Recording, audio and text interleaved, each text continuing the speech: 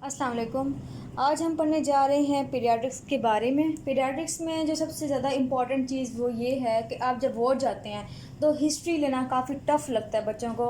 History के जो है वो पॉइंट्स सारे लिखे नहीं जाते हैं, काफ़ी जो है इसमें डिफ़िकल्टी आती है। सो आज मैं आपको मेनली जो है हिस्ट्री लेने से पहले कुछ ऐसी बातें हैं पीडियाट्रिक्स में जो कि जानना ज़रूरी है। जब वो आप जान जाएंगे तभी हिस्ट्री लिखना बहुत ईजी हो जाता है। सो पीडियाट्रिक्स में मेनली ये है कि हमारी जो बुक है परवेज़ अकबर, हमने सिर्फ वही करनी होती है। और उसके अंदर अगर हम देखें, आप वार्ड भी जाएंगे तो उसमें दो कैटेगरीज़ की होती हैं। एक जो है कैटेगरी आपकी, उसमें आते हैं छोटे बच्चे जो कि हम कहते हैं न्यू बॉर्न, ठीक है। न्यूनेटोलॉजी कहते हैं इसको, ठीक है। न्यूनेटोलॉजी का आपका पूरा चैप्टर जो है ना वो अलग है। और जब आप वार्ड में जाएंगे तो वार्ड में इसकी जो है वो नर्सरी होगी, ठीक है। नर्सरी में सिर्फ वो बच्चे होते हैं जो कि अंडर द 28 डेज़ होते हैं, ठीक है। बर्थ से लेकर 28 डेज तक बच्चे, जिनको हम न्यू बॉर्न्स कहते हैं या फिर न्यू नेट्स कहते हैं, वो होते हैं आपके अलग आ जाते हैं पीडियाट्रिक्स के अंदर। उनकी जो केयर होती है वो अलग होती है, उनका जो एक वार्ड का पोर्शन होता है नर्सरी वो अलग होता है। जबकि जो बाकी होती है वो आपके वार्ड के अंदर होती है जनरल, ठीक है। जनरल में क्या होता है कि बाकी बच्चे सारे आ जाते हैं 2 साल की, 3 साल की। अच्छा, पीडियाट्रिक्स में जो हम स्टडी करते हैं वो हम करते हैं बच्चों को फ्रॉम द बर्थ से लेकर अनटिल द प्यूबर्टी से पहले, ठीक है। प्री प्यूबर्टल जो होती है ना फेस, वहाँ तक हम बच्चों को लेते होते हैं इसके अंदर। अब ये एज डिफरेंट हो सकती है। मैक्सिमम जो है हम 16 ईयर्स तक लेते हैं, क्योंकि 16 ईयर्स अगर किसी बच्चे को सपोज करें 16 ईयर तक उसको प्यूबर्टी आ गई है और उसके जो है अंडर आर्म्स हेयर डेवलपमेंट हो गई, प्यूबिक हेयर डेवलपमेंट आ गई है उसकी, तो हम उन बच्चों को हम पीडियाट्रिक्स के अंदर स्टडी नहीं करेंगे। हम सिर्फ उन्हीं को करेंगे जो कि प्यूबर्टी से पहले प्रेजेंटेशन होती है। सो ये इसमें हम स्टडी करते होते हैं। सो अगर हम बात करें जनरल में, तो जनरल में आपके बाकी 2 साल के, 3 साल के, ठीक है, 28 डेज़ के बाद सारे बच्चे जो हैं वो आपको जनरल वार्ड में मिलेंगे। इसमें क्या होता है कि इसमें डिफरेंट डिजीज़ जो हैं वो डिफरेंट होती हैं एज़ कम्पेयर टू न्यूनेटोलॉजी की। अगर हम बात करें नर्सिंग केयर की है न्यूनेटोलॉजी की, तो इसमें कौन से केसेस आते हैं?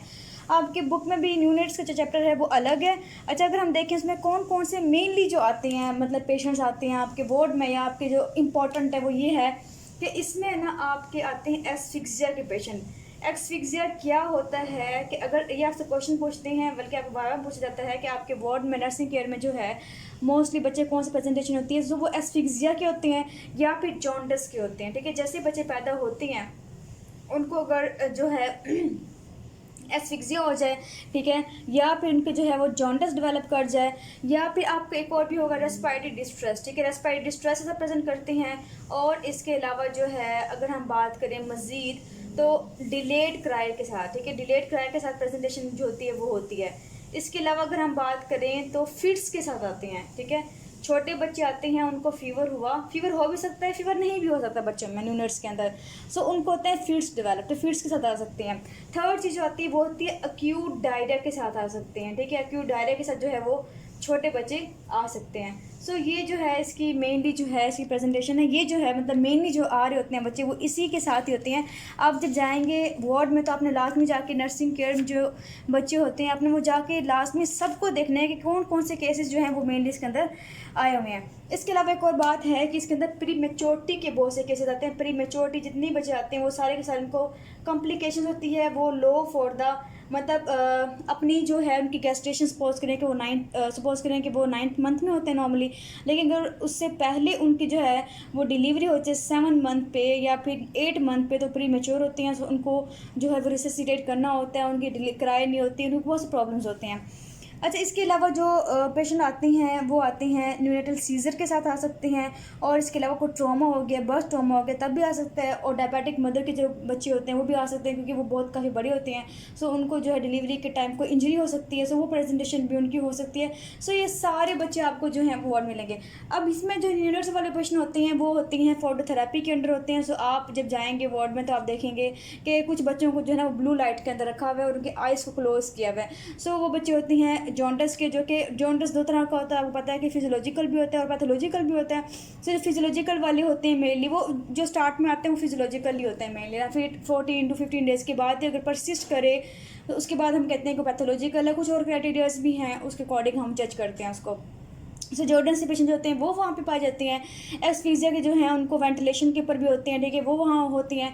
और इसके अलावा डिलेड किराए वाले भी हो सकते हैं। सो ये सारे हैं। इसके अलावा कुछ कार्डिक प्रॉब्लम्स वाले पेशेंट जो हैं वो भी आ सकते हैं, लेकिन ज़्यादातर आते हैं डायरिया के साथ, फिट्स के साथ। ये प्रेजेंटेशन जो है मेनली इसके अंदर हो रही होती है। अच्छा, अब ये बात क्यों मैं अलग किया दोनों को, वो इसलिए अलग किया है कि आपके जो है अगर आप हिस्ट्री लेने जाती हैं नर्सरी केयर के अंदर, ठीक है, वहाँ पे बच्चे हैं न्यू नर्स के, 2 दिन के, 3 दिन के, 4 दिन के, 1 हफ्ते के, ठीक है, उनकी जो हिस्ट्री होगी, उनकी पॉइंट्स और तरह की हैं, उनकी आपने हिस्ट्री अलग तरह से लेनी है। जबकि जो बाकी बच्ची हैं 5 साल के हैं, 4 साल के हैं, 8 साल के हैं, उनकी जो हिस्ट्री है वो थोड़ी सी अलग हो जाती है, ठीक है।